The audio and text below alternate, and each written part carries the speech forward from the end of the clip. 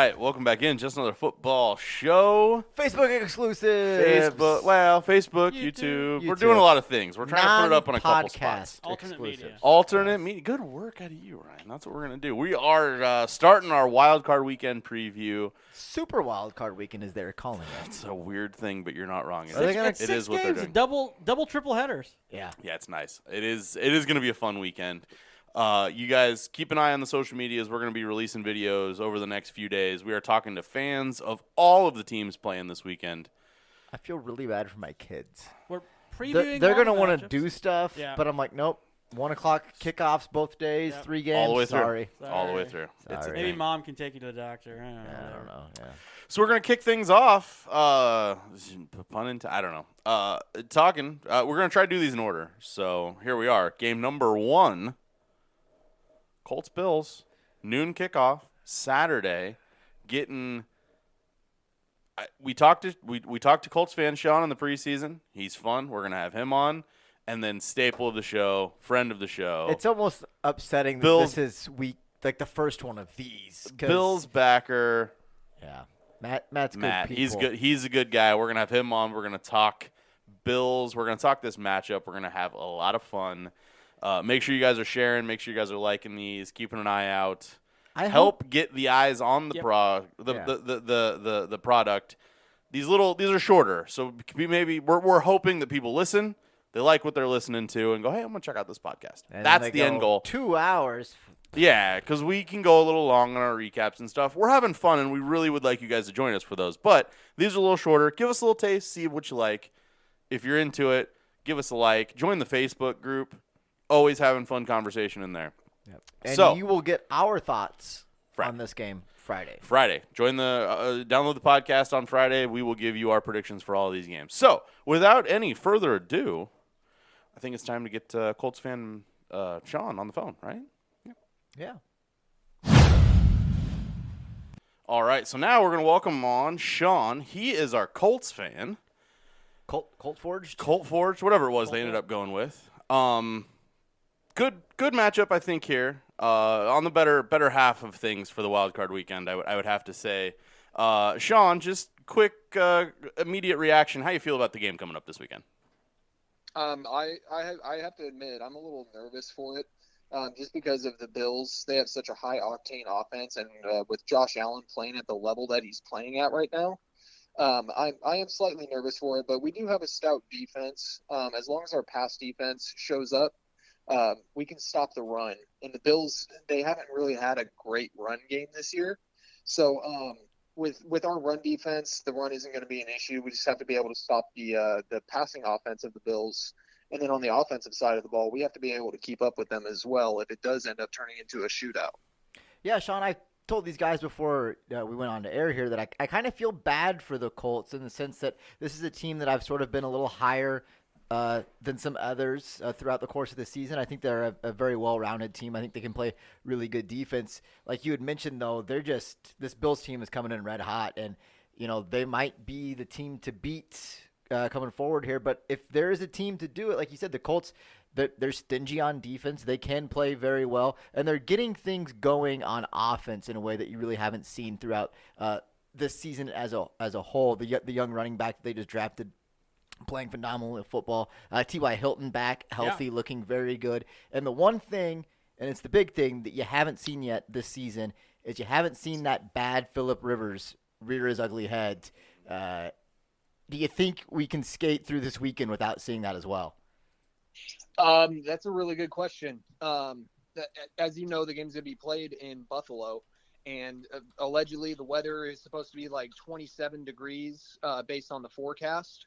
Oof. We haven't played a game outside in that kind of weather in a while. And I don't know what Phillip Rivers' history is in weather like that, but I do see it as a possibility.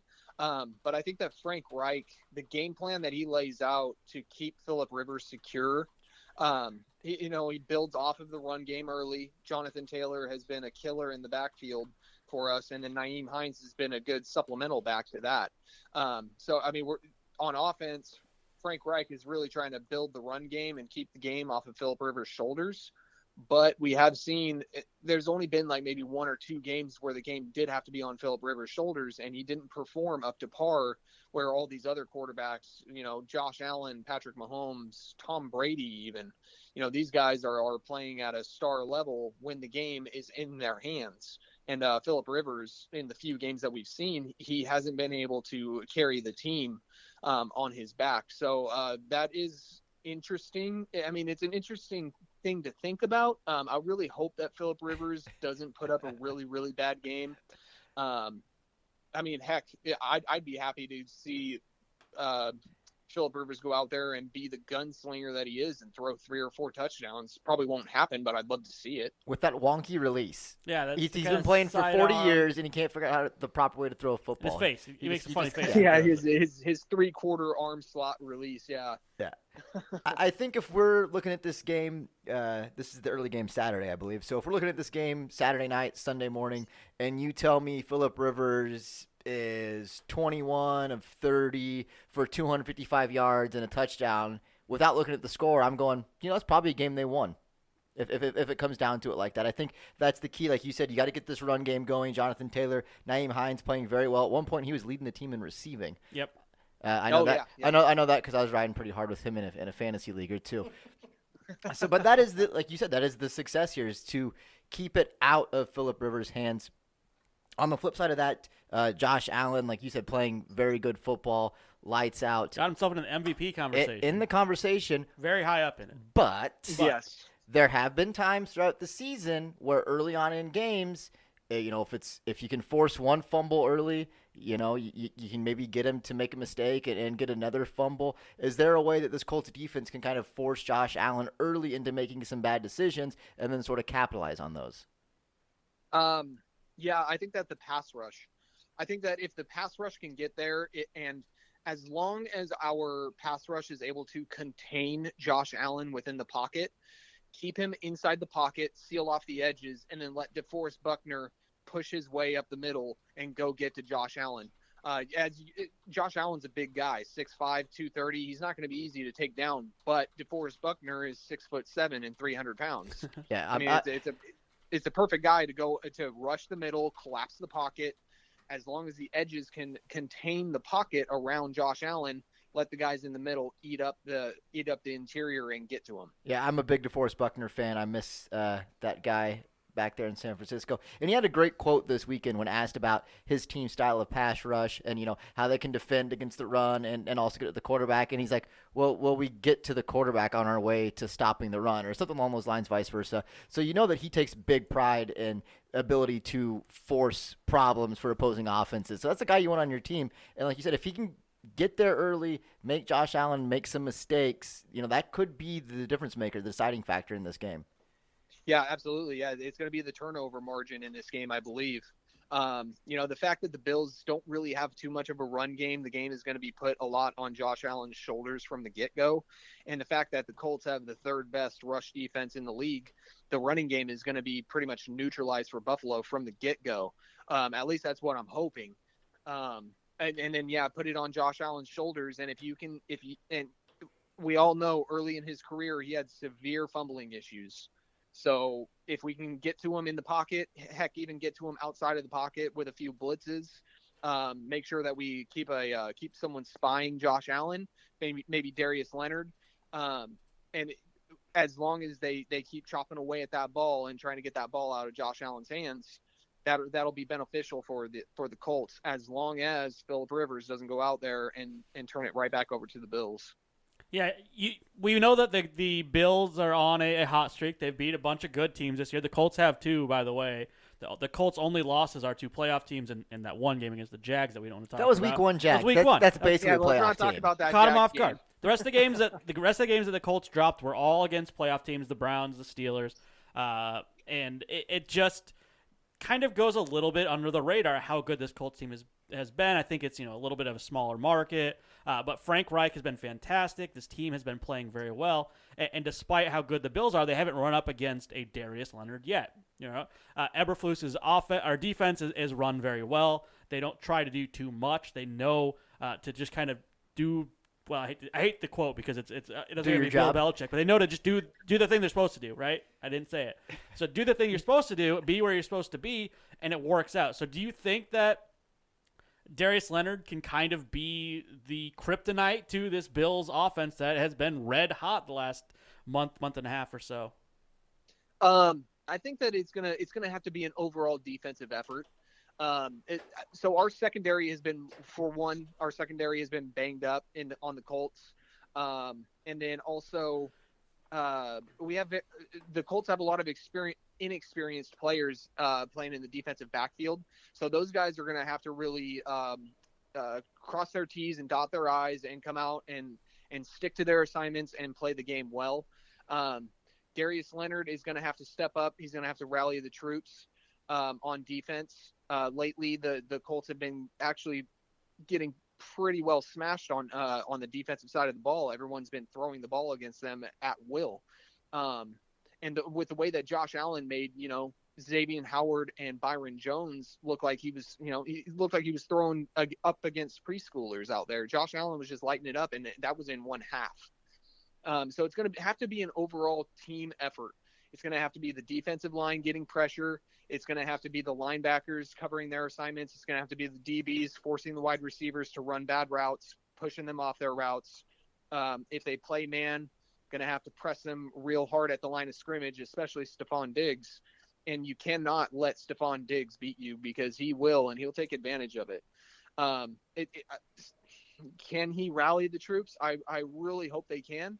But it's going to boil down to everyone doing their job, sticking to their assignment, going out, putting it all out on the field 100%.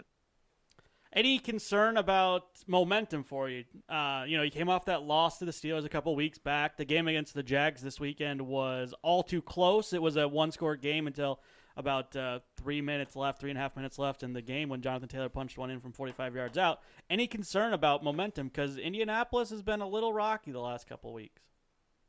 Yeah, there is a concern because, like you said, go back to the Steelers game. The Colts had all the momentum in the first half.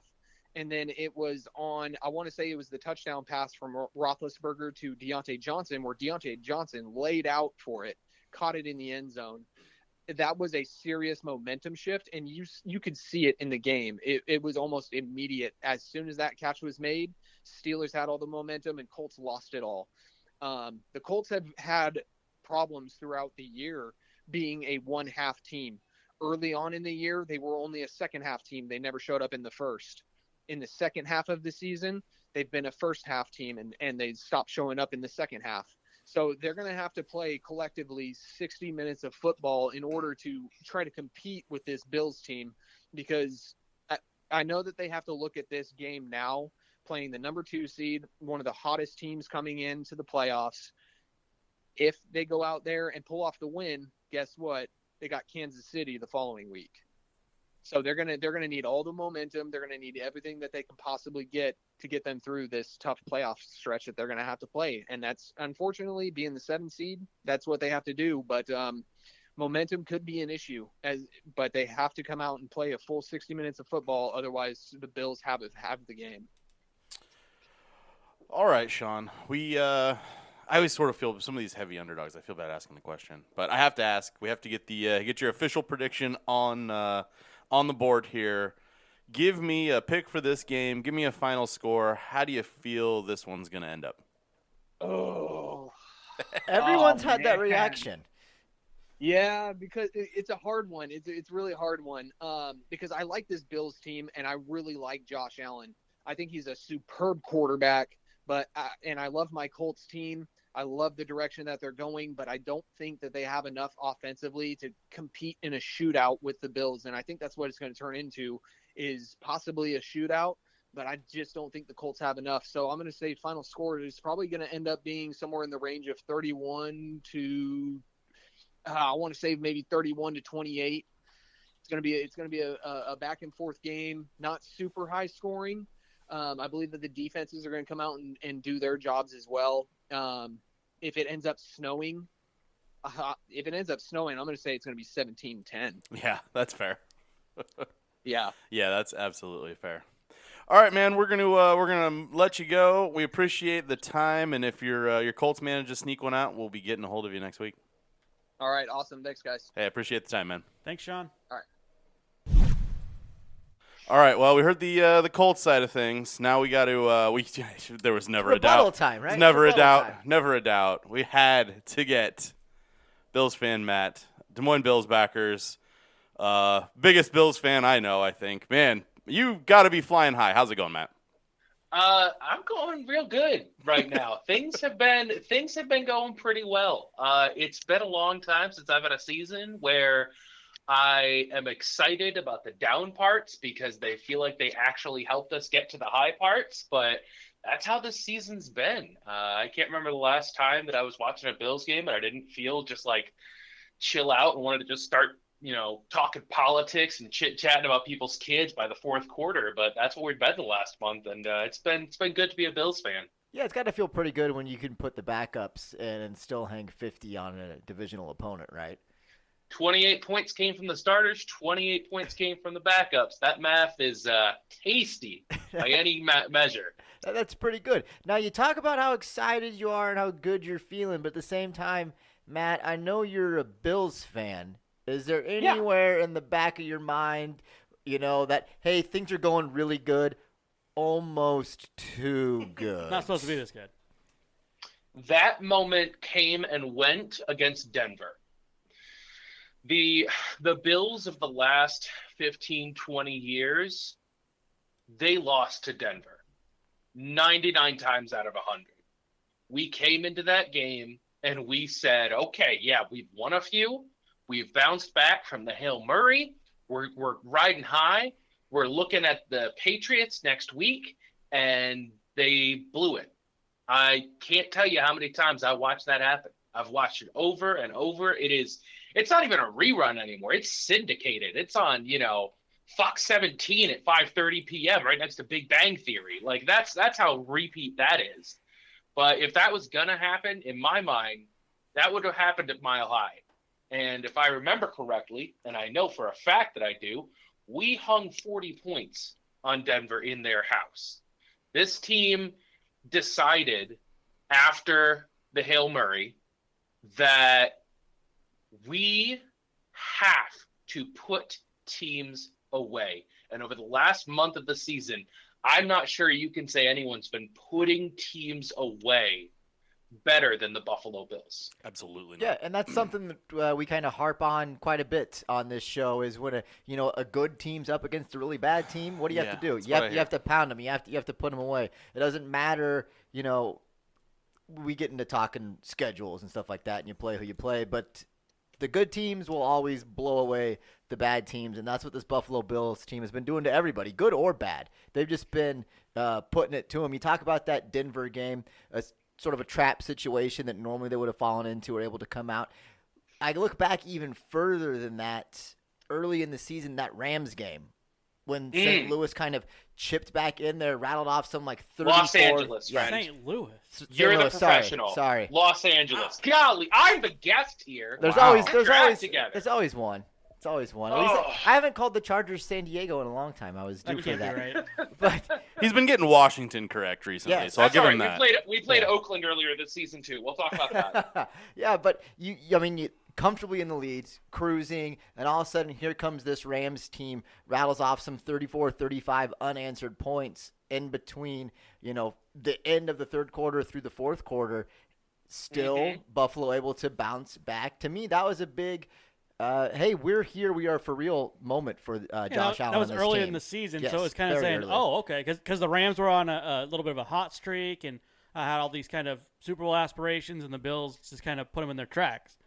So that was what kind of did it. I looked here, I pulled it up after you said it, and after the Arizona game, the Bills beat all of their opponents by at least 10 points, 2 scores. They were putting teams away, and then towards the end of the year, they started keeping the foot on the pedal. That Broncos game you pointed out was their highest offensive output of the season, 534 yards on offense, and they never looked back. No, we never looked back. And I think the Rams game, I think at that time, after the Rams game and for maybe the next month and a half, I think that game actually hurt us a little bit. I think that game might have told this team to some degree. Obviously, you're not throwing in the towel at any point. You're not going to make it 5 minutes in the NFL if you're throwing in the towel at any point. But well, unless you're Doug Peterson. But we said, I feel like there was that little voice in the back of your head that's like, you don't necessarily have to go pedal to the metal for a full 60. Like, yeah, they came back, but we figured it out. And we had some other close games after that. Our first game against the Patriots after that, we won by just 3. A team that, in Buffalo that we should have beat more soundly than we did. And I think when the game against Arizona happened, that was a hard lesson for this team to learn, that you, as an NFL team, you are never good enough to let anyone hang around or come back. You cannot let a single person, a single team, get any momentum at all. And so I think that Rams game might have hurt us a little bit, but it also helped teach us a lesson when we combined it with that Arizona game. And I don't think that there could have been a better time for our bye than right after that Arizona game. That just horrible taste in your mouth, and then you have to sit there for 2 weeks and watch everybody else play, watch 32 other teams win, and now you get to come back, and what are you going to do about it? And like you said, we haven't had anything less than a 10-plus point victory since. Yeah, it definitely kind of put a chip on their shoulder as if they needed one. But it was there. You talk about that Arizona game, and seconds before the Hail Murray, thought Stephon Diggs stepped up, made the play of the game, a catch. The reason you guys traded for him, the reason you added him to Buffalo. I want to get your thoughts on Diggs as well as, I don't want to say emergence of Cole Beasley, but damn, Cole Beasley's had a hell of a season. You put him and Diggs together, and it's just been phenomenal. It's been wild because at this point, it's basically with the Bills offense, it's a pick your poison. Do you want to take away the deep threat, the dynamic? Do you want to double or triple Diggs to try to completely eliminate him? If you do, you're going to, free up Cole Beasley. And we saw yesterday what happens when you let a guy named Isaiah McKenzie, who nobody has heard of outside of Western New York, but you let him have a little bit of momentum, and all of a sudden he's putting up 3 touchdowns on you in 7.5 minutes. Like, you got to pick your poison here, but they're all still arsenic. Like, there's no soft poisons here. There's no like, oh, I just spilled a little bit of bleach in my bathwater, I'll be fine. These are all pretty bad poisons. And I got to say, I was wrong to a certain extent about Stephon Diggs. I said at the beginning of the year when we were doing our preseason show, I said that I think it would take a little bit of time just because, the lack of an off season, the lack of OTAs, the training camp wasn't what it was supposed to be because of this, horrific pandemic that we're in that has taken so many lives. And I said in that show, I was like, I think it'll take a little bit of time for them to really gel and come together, that chemistry between Allen and Diggs. And golly, I could not have been more wrong, and I could not be more excited about that. To be fair, it was 86 yards in the first game, so maybe it took that one game.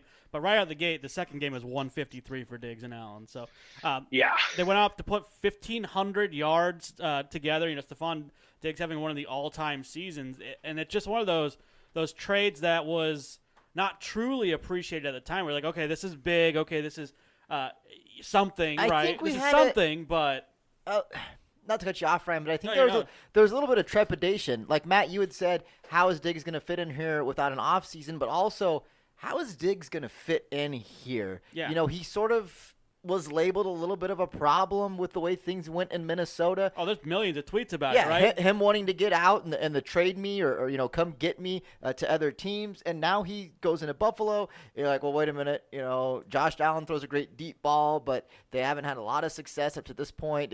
When is he going to get fed up with sort of his role? And he's been just spot-on team player from day one up until this point. There hasn't been a step back or a thought that, hey, this isn't going to work out. It's been all gravy for the Bills and Stephon Diggs. It's been fantastic. And I think that this was the first season where I really, truly started to appreciate how good our front office is. Mhm. Because the last real like quote unquote problem guy I can remember having in the locker room quit at halftime in week 1 a couple of years ago. But really, I mean, since then, since Vontae Davis retired at halftime, which will just be one of my favorite just jokes to mention forever. When was the last time you heard of any sort of drama or stuff coming out around the Bills? It doesn't happen with this front office. It doesn't happen with this coaching staff. It doesn't happen with the culture that they put together. So for me, I think I was nervous about Stephon Diggs because you hear all these things in the media, you hear all these things, but I also really this year have just bought all in and saying I truly do not believe that this front office would bring somebody in, pay a decent king's ransom for somebody if they didn't know for a fact that he was going to mesh, that he was going to work out. I mean, we've had plenty of opportunities over the last 4 years now to make big splashes in free agency. I mean, there's a big splash opportunity every single offseason. And, other than that trade with Diggs, it wasn't headline news when we picked up John Brown and Cole Beasley in the same offseason. It wasn't headline news when we got Mitch Morse as our center to anchor our offensive line. It wasn't the biggest news when we had these different pieces coming in. We didn't have a first round draft pick this year. We picked up AJ Epinesa. He hasn't played a whole lot. They've got a good rotation on the defensive line, so he hasn't needed to. But when he's come in, he's played really well. So it's just, I think I'm still getting used to a competent front office that is doing their due diligence and not just giving lip service to it. Good thing they kept John Bon Jovi out of there. I'm going to hurt you. You bring that up, and that kind of made me think, and it's one of those just kind of relics that everyone maybe kind of forgets about, but there was 5 minutes where Antonio Brown was a Buffalo Bill, right? If you say so. There was reports. Right? Allegedly. Here's the thing. Legitimately, though, there were reports that, a trade had started to happen. But from everything I've heard from the front office, they took a phone call. They discussed what, options would be. But there was never pen to paper. There was never verbal agreement. There was never anything like that. They kicked the tires at every single guy. Okay, we have our starting quarterback lined up for the future. We have our franchise guy locked down. We found out yesterday that our backup, he can do some work when need be. Today, the Bills brought in Chad Kelly out of Ole Miss, a couple of years back for a tryout, for a workout. And this is a front office that, again, they do their due diligence across the board. And that's what I meant with the Antonio Brown thing. It wasn't a get you. It was like they must think that they have the culture where they can straighten him out, or they can get they quickly decided, this isn't a good idea. Yeah. Or they made the phone call and they said, hey, what's he really like in the locker room? They told him what he was really like in the locker room. And they said, hey, we don't want that kind of guy at our team. Thanks for the phone call. Yeah, something about the fact that we called leaked. That's, it was gonna leak. I was never on those phone calls. Unfortunately, they still don't let me in on those decisions. But, that's where I'm choosing to believe about that situation. We checked it out. We said, no, we're good. Headlines came out, but guess what? He went to Oakland and had a great career there. Yeah. You can get a lot of frostbite in Buffalo. I'm just saying. That's true. Yeah, you can. You wouldn't have to go to the special machine for it. No. He would have an easy cop out even in August. Matt, we've really talked heavily about this team's great pass offense. Mm-hmm. If there's a shortcoming in this offense, it's the run game. And if they run into a team that can play defense in the postseason and maybe sort of make them one-dimensional, take away the passing game, who steps up here not named Josh Allen to really grind the rock for this team? I think it's not just one guy. It'll never be just one guy. I think a mix of Singletary and Moss. And then we also saw what we have in undrafted rookie Antonio Williams yesterday. He was great. He scored 2 touchdowns against the best scoring defense in the league. So I think we ran up against that buzzsaw yesterday, and it turns out it was made out of cardboard. But there is going to be teams that absolutely sell out. That absolutely sell out. They say, okay, we're gonna put 3 guys on the line, drop 8 into coverage, and dare Josh Allen to throw the ball when we outnumber them 2 or 3 to 1 in the secondary. And as soon as that happens, that's a dump off, pass to Singletary out of the backfield when he realizes he doesn't need to block. That's, putting Zach Moss in to just absolutely bruise some poor defensive lineman who made a terrible decision that morning to get out of bed. We've got those guys, but I think what's underappreciated about that is we haven't really needed to. I don't think it's that we don't have that option. I don't think it's that we, can't pound the rock. I think we saw in the first Patriots game that we absolutely can. We had almost 200 yards rushing. Singletary and Moss both rushed for over 80 yards. Moss scored 2 touchdowns. And so we have that option. It's just, why would we break what isn't broken? Why would we try to patchwork and change up our identity when everything's clicking? We know we have that in our back pocket. We know we have that ready to go when need be, but we just haven't come to that point yet. But now we're in the playoffs and everyone's good. Everybody's good. We're not going to get the Jets 2 more times. We're not going to get the Patriots 2 more times. But if there's anything we've seen this season, it's that Brian Daboll and our coaching staff, they know what to call and when to call it, even against statistically the best defenses in the league. How good did that feel to say we're not going to get the Patriots 2 more times when you're lumping them in there with the Jets? Here's the thing. I think until Belichick retires, there's still going to be a little bit of some PTSD, a little bit of the big bad wolf in the back of my head. But golly, this season's been fun. Because here's the thing. I view sports as something that happens very much, for the most part, morally in a vacuum. So I try not to hold on to a whole lot of things in, my personal life and things like that. But in sports, I will hold on to a whole lot of grudges. And I've got 20 years of them. And the Cheatriots can lose every single game from here on out. And I would not lose a wink of sleep. Yeah, that's I feel like a lot of people are nodding in agreement with you currently. Yeah. So the 3 of us at the table are. You're not taking any hot takes right now, I would have to say. Nah. All right, Matt. You know how this works. We got to get your prediction for this game, get a final score, maybe pencil you in for next week. Well, that's weird that you're not using a pen, but that's okay. That's all right. I only have a pencil. Hey, Phillip Rivers has got something left in the tank. Like, it might just be sugar water, but he's got 3 interceptions in the fourth quarter in the tank. I'm telling you right now. And Josh Allen has never thrown an interception in the red zone. So, well, that is a weird stat. Not once. Yeah, he has scored 36 or 37 red zone touchdowns in his career. Never once thrown an interception. It's crazy. Here's the thing. I think that this game will be similar to our game against the Titans. Now, I know that's weird to say since we lost pretty badly to the Titans. But one of the things we did against the Titans is we took away their run game. The Indianapolis Colts run game, especially with Jonathan Taylor, who, golly, I cannot remember the last time I saw, a guy that young just tearing people up. Because he absolutely has, every ounce of respect to him. My wife is from Wisconsin, so I've been watching him for a while, and golly, he is good. But I think it's going to be a very similar game plan defensively, where we are going to sell out to take away the run. We are going to sell out and say, you have to beat us through the air. You have to beat us with, you can't beat us with 3 and 5 yard passes. You have to beat us, in the second level of the secondary. And so I think that Phillip Rivers has some, room in that, but I don't know that he has enough to carry the team. And that's not a slight to him by any means.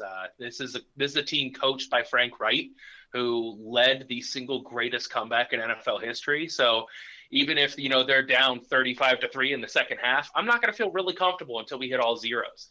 But I do think that both of these teams, they know how to put up, a point or two here or there. They know how to, get the scoreboard going. So I think it'll be a decently high-scoring game, especially for a playoff game. But I would say 31-21 Bills. All right. That's, Wrote it down. Oh, I got them all. I've got an updated system. I'm tracking everything. Look at you. I'm trying. Look at you. Trying to be Your a mom would be proud. responsible adult and do these things.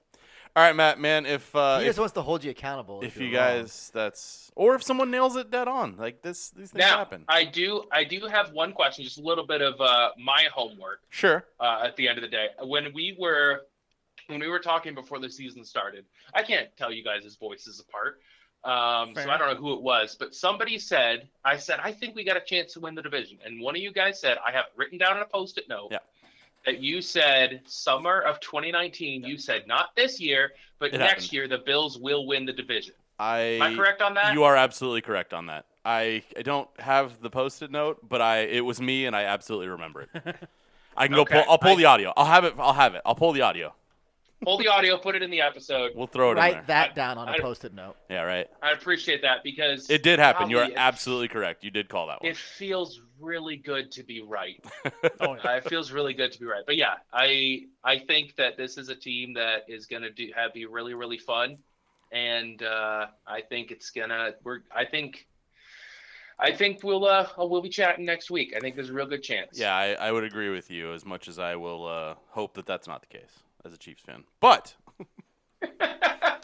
you're not scared, are you? Oh, I'm terrified, sir. But you're always what? terrified. Hey, here's the thing. You guys, I understand that you guys almost lost to the Falcons, but that's a really good defense. Like, when was the last time anyone put more than 30 points up on the Falcons? Like, it's been a while. That's a rare occurrence. You should feel good. Making me feel better about it already. Barely eking a lot that of teams almost lost to the Falcons. You know, yeah. If in the we first half. If we just stopped playing football at the first half, Atlanta would be undefeated. I mean, there's some truth to that. They'd have a better record, that's for sure. 100%. All right, man. We appreciate the time and look forward to, I assume, probably talking to you next week. All righty. Sounds great, guys. You have yourselves a wonderful weekend. Yes, you too, sir. Take it easy. Thanks, Matt. All right, game number 1 in the books. We did it. Yay, look at us. Both fans taking the Bills. Both fans had the Bills taking them at 31 points. So 31 points, but it's a lock. Both of them did have good respect for the Colts, right? They had. They didn't think especially it was going to be the Colts fan. Yeah, they didn't think it was going to be a stomp or anything like that. But Matt used the phrase, and I think we've used it as well. But it feels like Indy's running into a buzzsaw. Yeah. That's where we're at, and God, who knows? But guys, if you stranger things have happened, and stranger things have happened in Bills playoff games. Yep. If you're catching this at release, we got a handful more of these coming your way. This is the first of all 6 games that we're previewing via a video feed on be it Facebook or YouTube, wherever you're catching us at. If you like what you're hearing, guys, go find the podcast. We talked on Tuesday, we recapped Week 17, all of the stuff, all of the current situations that we're in. Matt got me all riled up again. Yeah, and we're gonna come back on Friday, and we're gonna do our preview. We're gonna give you our picks. We're gonna do our expanded version of the 4 score. We're gonna pick the score of all 6 playoff games. We're gonna have some fun. So make sure you guys are joining us there, watching all the videos, giving us all the shares and the likes that you can possibly give. This is the time of year that we can really sort of attempt to grow our audience and get people listening to small chunks of what we're doing and hopefully enjoy it. So until the next video, which if you're catching this at release will be out in a couple hours, for 2 great fans, these 2 fucksticks. Yeah. This has been Just Another Football Show. Bye. See ya.